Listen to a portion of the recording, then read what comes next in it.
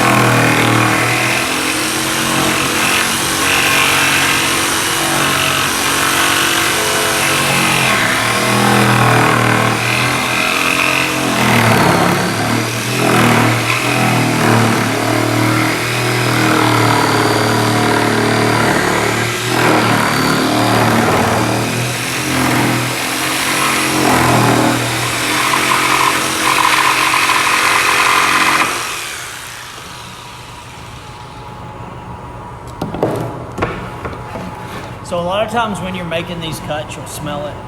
It'll start trying to have a burning smell to it. It's because I'm making these turns, and you can see where it turns darker, like right in there and right in there. That's where it's actually, it's rubbing against that wood. There's a lot of friction, so it'll burn it just a tad. Nothing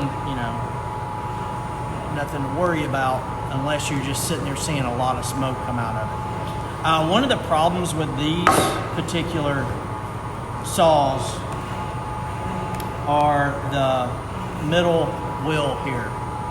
So with the Ryobi saws, what I have discovered the most and the biggest problem is that these wheels will come off. And once they're gone, then really the saw is useless.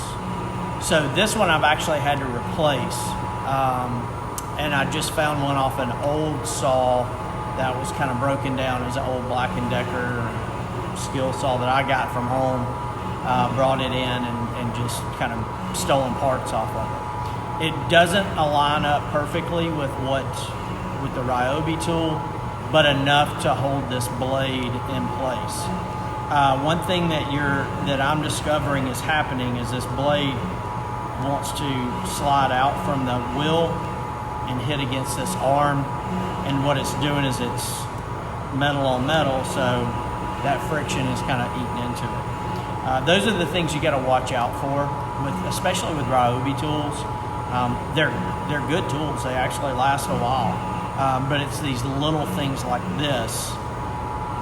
When they break, they're pretty much useless, and these tools are pretty disposable. I mean, this saw is probably $39 or $49. If I go order this wheel off Amazon. It might cost me $5 or $6 by the time we're all finished. I spent $12 on a 2-year-old saw that may have another 2 weeks in it, may have 5 years in it, who knows.